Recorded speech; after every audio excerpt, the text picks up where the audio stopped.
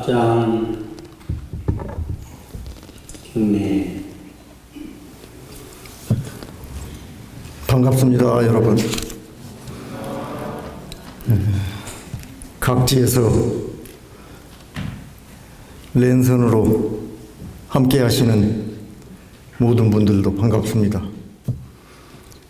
오늘 불기 2565년 부처님 오신 날을 맞이해서 우리 교도님과 국민과 전 세계 인류가 부처님의 법운을 흠뻑 누리시는 그런 계기가 되기를 바랍니다. 지금 우리 세계 인류가 어려움을 겪고 있는 코로나19 상황이 하루속히 호전돼서 우리 인류가 다시 평화로운 일상이 회복되는 그런 날이 되기를 간절히 바람하지 않습니다.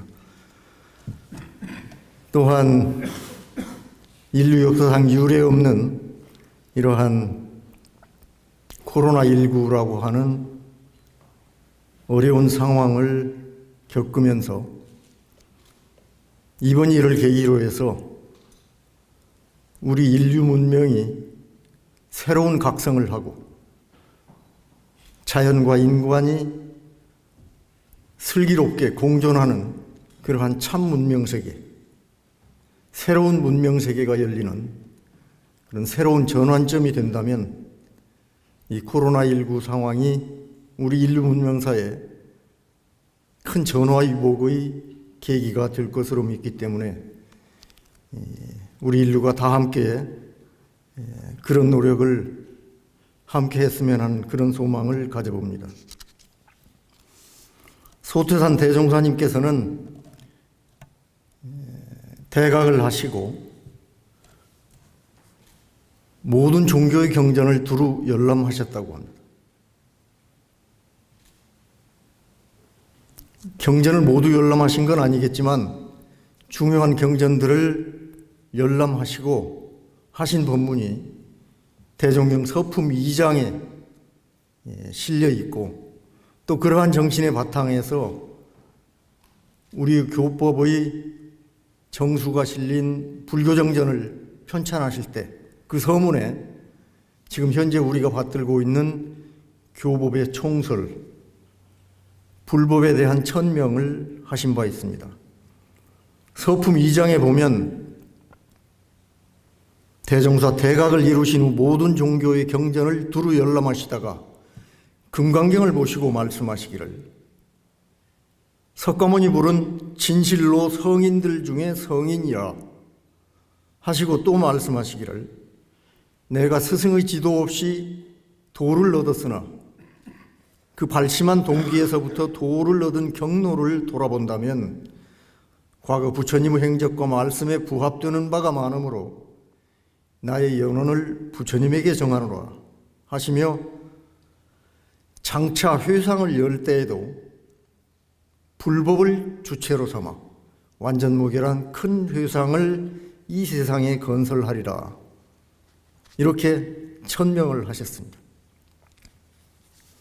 그래서 대종사님께서는 이 불법을 주체로 해서 이론상 진리에 바탕한 인생의 요도 사언사요, 공부의 요도 삼학팔조의 교법을 제정하시고 세회상 원불교를 여시게 된 겁니다. 이런 이유로 해서 우리가 오늘 부처님 오신 날을 전 세계 불자들과 함께 인류와 함께 경축을 하고 있는 것입니다. 저는 이 법문을 받들면서 과연 소태산 대종사님께서는 3000년이라고 하는 그 거리를 뛰어넘어서 석가모니 부처님을 성중성으로 모시고 연원불로 모시고 불법을 주체로 해서 세회상을 건설할 경륜을 펼치셨을까?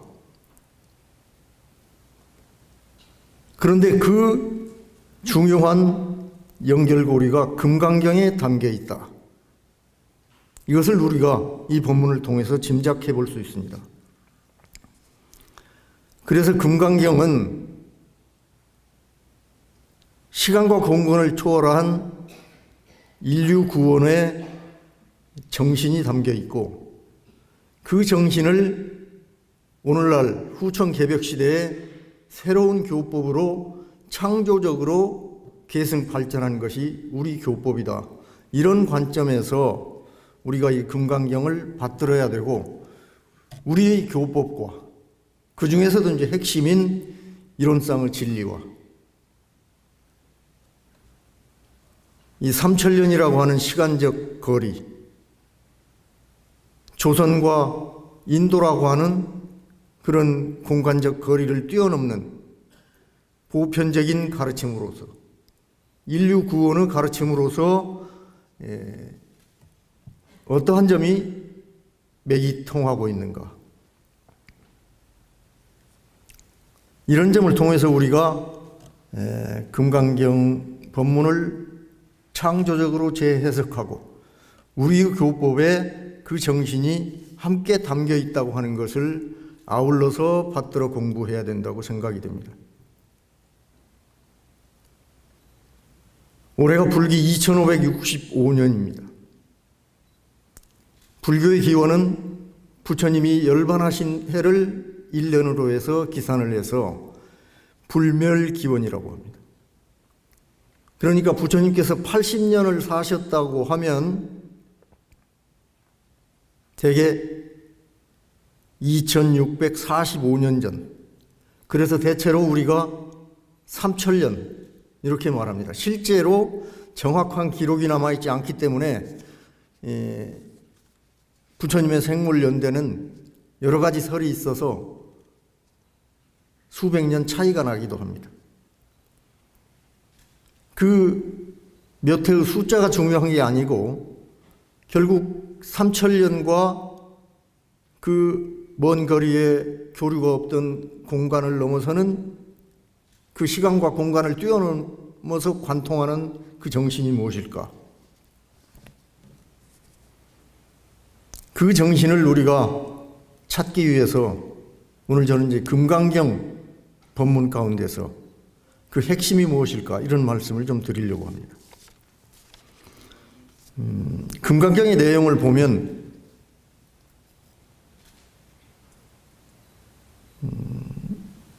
기원정사, 당신은 뭐 정사가 지어지기 이전이겠죠.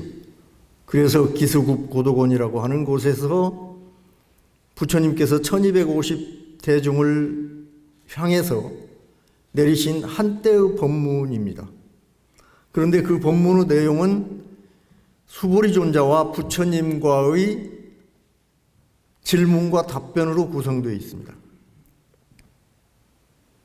질문은 두 가지입니다. 결국 응운하주며 운하항복귀심하리 있고, 이 상황을 조금 우리가 연상을 해보면 부처님께서 1200대중과 함께 기원정사에 계실 때 이제 아침에 식사 때가 되어서 바루를 챙겨가지고 사유대성으로 걸식을 나가셨다가 걸식을 해서 차제거리를 해서 돌아오셔서 제자리로 돌아오셔가지고 식사를 마치시고 그리고 발을 씻고 자리를 펴고 앉아서 이제 법석이 열리는 광경입니다. 그때 장수보리가 이제 자리에서 일어서서 부처님께 예를 갖추고 부처님께 여쭙습니다. 부처님, 정말 희귀하고 존귀하신 부처님, 여래께서는 보살을 잘 호렴하시고 부촉하시지요. 부처님이시여, 선남자 선여인, 여기서 이제 선남자 선여인은 우리 공부하는 대중들을 일반적으로 일컫는다 생각하면 되겠습니다. 우리 공부인들이 발 안욕 따라 삼약 삼보리심을 발해서 이것은 이제 보리심을 발한다. 결국 불법을 성취하기 위해서 무상정변 정각, 큰 깨달음을 얻기 위해서 발심을 낸 사람들은 응운하주며 운하항복기심 하리 있고 이렇게 여쭙습니다. 어떻게 머물며 어떻게 그 마음을 항복받아야 됩니까? 지금 우리가 전에서 받들고 있는 이 금강경은 기원 4세기경에 구마라집 스님께서 번역하신 한문본이죠. 그러나 지금은 이제 문화가 발전을 해가지고 범어로 된 산스크리트 원본도 전해져 오고 또 구마라집 스님 이후에 여러 대승들이 다시 또 번역을 하시고 이런 그 번역본들이 함께 전해져 오고 있습니다. 그러나 최초로 번역한 이 구마라집 스님의 번역본이 지금 전 세계에 가장 많이 유통되고 있는 금강경이고 우리의 이제 고려 대장경 또는 세조께서 은혜본을 발행한 그 금강경도 이 구마라집 스님의 번역본입니다. 그러니까 최초 번역이죠. 300년 정도 지난 뒤에 현장 스님께서 다시 번역을 하시는데 그 이전 번역을 그러니까 라집 스님의 번역을 구역이라 하고 이제 현장 스님의 번역을 신역이라고 합니다. 그 신역보다도 구역이 가장 많이 유통되고 있어서 우리가 지금 받들고 있는 금강경입니다. 이 두 스님들은 아시다시피 모두 범어와 중국어를 통달해가지고 어떻게 하면 그 부처님의 가르침의 진리를 정확하게 우리 중국 대륙에 전달할 것인가 하는 그런 이제 원력을 가지고 번역을 하셨죠. 이 두 분 번역을 비교를 해보면 두 분 다 번역가로서 천재적인 역량을 발휘하고 있지만 구마라집 스님은 주로 부처님의 진의를 전달하기 위해서 본인이 생각할 때 간략히 줄일 건 줄이기도 하고 생략할 건 생략하기도 하고 이렇게 그 의미 중심으로 번역을 했다면 현장 스님께서는 어떻게 하면 그 한 말씀 한 말씀을 놓치지 않고 정확하게 대중에게 전달할까 이런 관점에서 번역을 했습니다. 그래서 이 두 번역을 우리가 함께 공부하게 되면 우리 한글본과 더불어서 부처님의 가르침의 본의를 가까이 가는데 상당히 좋은 경로가 될 것으로 생각이 됩니다. 물론 능력이 되시는 분은 본본을 보시면 좋고 요즘 젊은 세대들은 그래도 영어가 오히려 한문보다 자유로울 수 있다면 영역본을 보셔도 좋습니다. 아무튼 이처럼 금강경이라고 하는 경전이 부처님 가르침 가운데 가장 중요한 경전으로 우리 대승불교에서 우리 한국 불교의 조계종에서도 소위 경전으로 삼고 있는 내용입니다. 그런데 그 질문의 내용이 현장 스님의 번역을 보면 한 가지가 더 추가되어 있습니다. 응운하주며 운하수행하며 운하섭복귀심하리 있고 이때 섭은 이제 거느릴 섭자를 써서 항복과 섭복의 글자 하나만 다르고 그리고 수행에 관한 질문 한 가지가 추가돼서 세 가지 질문이 됩니다. 그러니까 구마라집 스님께서는 제가 생각하기에 짐작하기에 주하고 항복하는 것이 온통 수행인데 구태의 수행을 다시 여쭐 필요가 있느냐 그래서 두 질문으로 압축을 하고 운하 수행을 생략해 버렸고요. 현장 스님께서는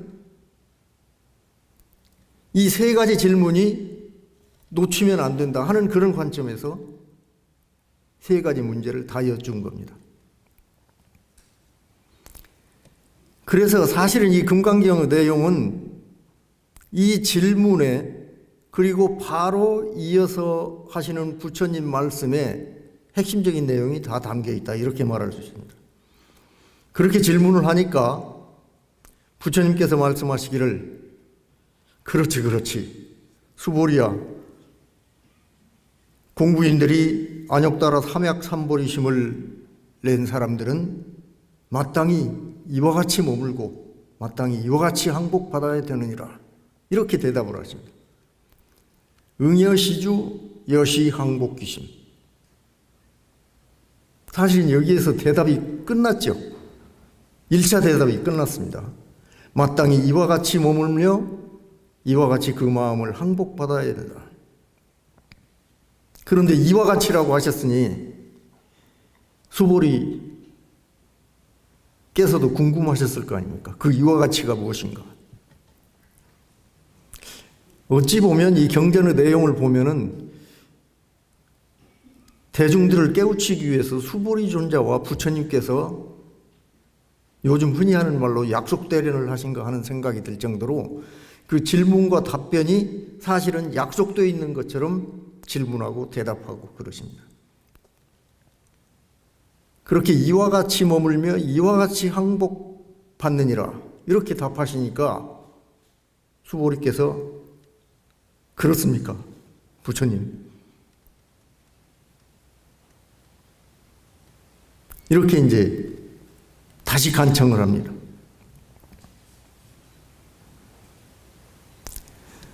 그런데 이제 부처님께서 대답을 이어가시는데 제보살마하살이 마땅히 이와 같이 그 마음을 항복받느니라, 이렇게 지금 구마라대스님께서 번역을 해서 항복기심에 대한 답변을 먼저 3장에서 시작을 하시는 걸로 번역이 되어 있습니다. 그런데 상당히 흥미로운 사실은 현장 스님의 번역본을 보면 답변이 약간 다릅니다. 그 제보살마하살이 이와 같이 그 마음을 항복받느니라고 답하신 게 아니라 마땅히 그렇게 발심을 하느니라, 이렇게 대답을 하셨습니다. 그러니까 이 두 분의 번역본을 종합해서 보면 안욕따라 삼약삼보리 힘을 내는 것, 그것이 이제 공부의 출발이라고 하는 시사가 있고요. 그것이 전제돼야 그 다음에 마음을 어떻게 할 것인지, 어떻게 머물고 어떻게 항복받을 것인지, 어떻게 거느릴 것인지, 그건 이제 그 다음 문제죠. 그러니까 발심을 하는 데서부터 그 마음을 어떻게 해야 되냐, 그 발심한 마음을 가지고 공부를 어떻게 해야 됩니까? 공부인이라면 발심 서원을 했는데 그 발심을 어떻게 지키고, 그것이 방해를 받을 때 그 방해받는 마음을 어떻게 제거하고 항복받고 거느려야 되냐 하는 질문으로 요약해 볼 수가 있습니다. 그런데 부처님께서는 마땅히 이와 같이 머물고 이와 같이 그 마음을 항복받아야 된다. 이제 그 뒤에 이어지는 법문들을 우리가 이제 해석을 해보면 4장에서 보살은 어법에 응무소주 행어보시 하느니라, 이렇게 이제 말씀을 하시는데 마땅히 주한 바 없이 보시를 행한다. 어디에도 주한 바 없이 보시를 행한다.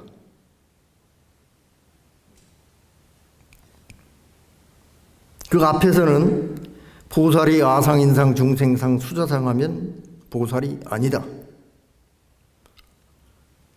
이렇게 그 마음을 항복받는 것에 대해서는 상을 넘어서야 된다고 하는 쪽으로 답을 하셨고, 마음을 어디에 주하느냐 하는 것에 대한 답은 응무소주 행어보시를 해야 된다, 이렇게. 그러니까 직접적인 대답이라고 볼 수는 없죠. 다만 그 발심한 사람들이 그 발심을 잘 지키고 끝까지 수행을 해나가는데 결국 마지막 남는 것이라고 하는 것은 그 상이 남게 된다. 그 상을 넘어서야 우리가 발언한 구루중생을 남음없이 제도하겠다고 하는 그러한 발언이 성취되는 것이다. 그리고 그 제도하는 과정에서 제도하고 있다고 하는 생각이나 상, 구마라딥 스님께서는 이제 상이라고 했습니다만 현장 스님께서는 생각상자로 번역을 했습니다. 이제 구마라딥 스님께서 번역한 이 서로상자, 모양상자의 상은 이로 인해서 사실은 상이라는 이 어떤 그 개념과 가치, 우리들의 새로운 언어가 형성됐다 이렇게 말할 수 있을 정도로 대단히 중요합니다. 그러니까 생각상 가지고는 제한이 있다고 느끼셨던 것 같아요.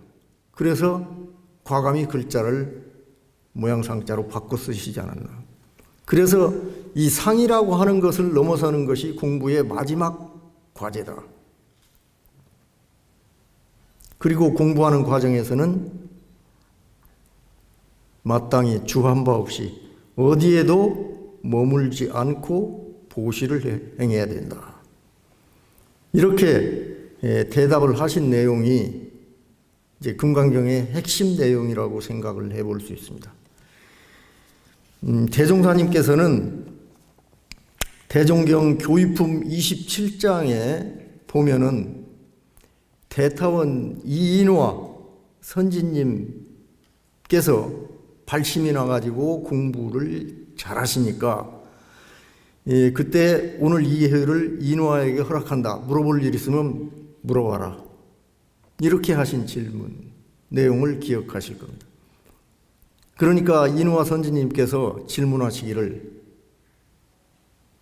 밖에 사람들이 너희들은 거기 불법연구회 가서 무엇을 배우고 가르치느냐 이렇게 묻는다면 뭐라고 대답을 하면 좋겠습니까? 이렇게 대종사님께 여쭈니까 대종사님 답하시기를 불교는 원래 일체 유심조 도리를 가르치는 그렇게 답하면 된다. 그리고 이 일체 유심조 도리를 알고 보면 인과보응 이치와 불생불멸의 진리까지도 해결된다.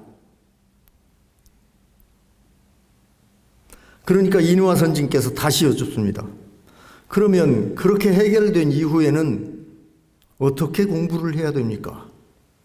이게 이 질문과 대답 과정을 보면 이 금강경 수보리 보살과 수보리 존자와 부처님의 질문과 대답과 일맥상통하는 점이 있습니다. 그런데 대종사님께서는 대답을 하시기를 마음이 경계를 대하여 요란하지도 않고 어리석지도 않고 그르지도 않게 하느니라. 저는 대종사님의 이 대답에서 우리가 지금 흔히 잘못 생각할 수 있는 그러한 어떤 중요한 점을 발견하게 됩니다. 심지는 원래 요란함이 없건만은 경계를 따라 있어지나니 그 요란함을 없게 하는 것으로서 자성의 정을 세우자. 이렇게 우리가 조석으로 외우고 늘 공부하고 있습니다. 그런데 심지는 원래 요란함이 없건만은 잊어버리고 경계를 따라 있어지나니를 전제로 해서 공부를 하지 않느냐 혹시. 그리고 경계를 따라서 요란하고 어리석고 그런 것을 누구나 당연한 것으로 여기고 그 토대 위에서 공부를 하고 있지 않느냐. 심지는 원래 요란하고 어리석고 그러지도 않은 건데. 그래서 적어도 우리가 목표를 삼기는 당장은 대부분 되지 않는다고 할지라도 심지가 원래 어리석지도 않고 요란하지도 않고 그러지도 않게 하는 그러한 경지를 목표 삼아야 되고 실제로 그 상태를 최대한 유지하고 회복하는 상태로 공부를 하는 것이 이게 대승수행 아니냐 하는 생각을 하게 됩니다. 27장에서 대종사님께서 마음이 경계를 대하여 요란하지도 않고 어리석지도 않고 그르지도 않게 하라고 했습니다. 경계를 대해서 요란해가지고 그것을 대체하고 없애고 극복하라 이렇게 가르치시지를 않으셨단 말씀입니다. 그래서 금강경에서 응운하주 매우나 항복심할이 있고 하는 질문은 이 마음 공부를 어떻게 해야 됩니까? 하는 이제 한 가지 질문으로 우리가 축약해 볼 수 있고, 그것은 우리식으로 대답을 한다면 마음이 경계를 대하여 요란하지도 않고 어리석지도 않고 그러지도 않게 하느니라. 이렇게 대답하신 것으로 믿고 우리가 그 표준으로 공부하는 것이 이 금강경의 가르침을 오늘날 우리 시대에 창조적으로 재해석하고 공부하는 우리의 자세가 아닌가 하는 생각이 들었습니다. 오늘 말씀 이렇게 마치겠습니다. 감사합니다.